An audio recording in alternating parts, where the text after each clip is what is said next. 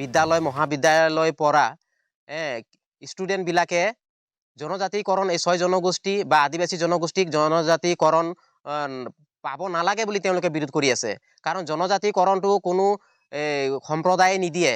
এইটো ষ্টেট গভৰ্ণমেণ্টে ইয়াৰ পৰা প্ৰতিবেদন পঠিয়াব আৰু প্ৰতিবেদনৰ মতে চেণ্ট্ৰেল গভৰ্ণমেণ্টে সেইটো চালি জাৰি চোৱাৰ পিছত আমাক জনজাতিকৰণ দিব। কাৰণ তেওঁলোকে এটা বিশ্ববিদ্যালয় বা তেওঁলোকে মহাবিদ্যালয়ত পঢ়ি আছে। অলৰেডি তেওঁলোকে সঁচাকৈ যদি শিক্ষিত যুৱক যুৱতী হয়, তেওঁলোকে নিশ্চয় আমাৰ আদিবাসী জনগোষ্ঠীৰ হুল বিদ্ৰোহ, সাঁওতালী বিদ্ৰোহ, ভূমিজ বিদ্ৰোহ তেওঁলোকে নিশ্চয় পঢ়িছে। তেওঁলোকে বিৰচা মুণ্ডা, সিধু মুৰ্মু, কানু মুৰ্মুৰ কথা, তিলকা মাঝিৰ কথা নিশ্চয় পঢ়িছে।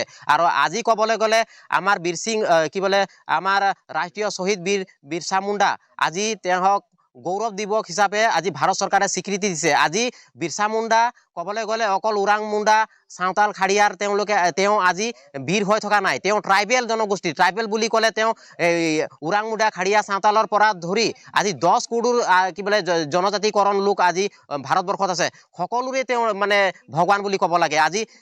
আজি অৰুণাচলৰ আমাৰ আপাতানি হওক, ডাফলা হওক, আমাৰ নাগা হওক, মিচিং, যিমান বড়ো, আমাৰ খামতি, দেউৰী, তিৱা পৰা ধৰি পেলাই সকলোৰে তেওঁ ভগৱান বুলি ক'ব লাগে। আজি তেওঁলোকে নথকা হ'লে আজি জনজাতিকৰণ পোৱা নহ'লে হয়। আৰু ক'বলৈ গ'লে বিশেষ কথাটো আজি এই যে যিটো STৰ আজি তেওঁলোকে যে লাভালাভ উঠাই আছে, আজি ডাক্তৰ ভীমৰাও আম্বেদকাৰ যদি নথকা হ'লে আৰু তেওঁ ভাৰতৰ সংবিধান ৰচনা নকৰা হ'লে আৰু SC ST কেটেগৰী যদি এইটো ভাগত যদি নকৰা হ'লে আজি এইবিলাকে কেতিয়াও SC ST নপৰিলে হয়। আজি সকলোৱে সমান হৈ থাকিলে হয় আৰু এইবিলাক জনগোষ্ঠীও পিছ পৰি থাকিলে হয়।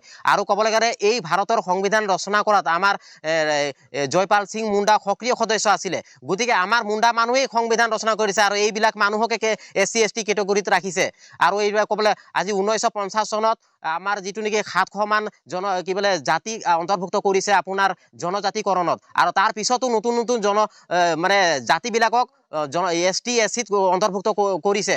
এইটো নহয় যে আগতেই দিয়া। তো গতিকে আমাৰ যিহেতু আমি ভাৰতত থকা আদিবাসী হয় আৰু গতিকে আমাক জনজাতিকৰণ লাগিব। আৰু যিবিলাক ষ্টুডেণ্টে সঁচাই যে তেওঁলোকে শিক্ষিত যুৱক যুৱতী যদি হয়, তেওঁলোকে কেতিয়াও প্ৰতিবাদ নকৰিব। তেওঁলোকে বুজি পোৱা হয়, তেওঁলোকে কোনো মূৰ্খ নহয়। তেওঁলোকে কিহৰ কাৰণে তেওঁলোকে নিবিচাৰে নেকি যে এই যিবিলাক পিছপৰা জনগোষ্ঠী আছে তেওঁলোকে আগবাঢ়ি আহক, অলপ তেওঁলোকে শিক্ষা দীক্ষাত আগবাঢ়ক, তেওঁলোকে ৰাজনীতিত আগবাঢ়ক, তেওঁলোকৰ যিবিলাক মাটি বাৰী নাই তেওঁলোকে মাটি বাৰীৰ অধিকাৰ পাওক। তেওঁলোকে নিবিচাৰে নেকি যে এটা জাতিয়ে জীয়াই থকাৰ অধিকাৰ আছে নেকি? গতিকে মই তেওঁলোকক ধিক্কাৰ দিছোঁ।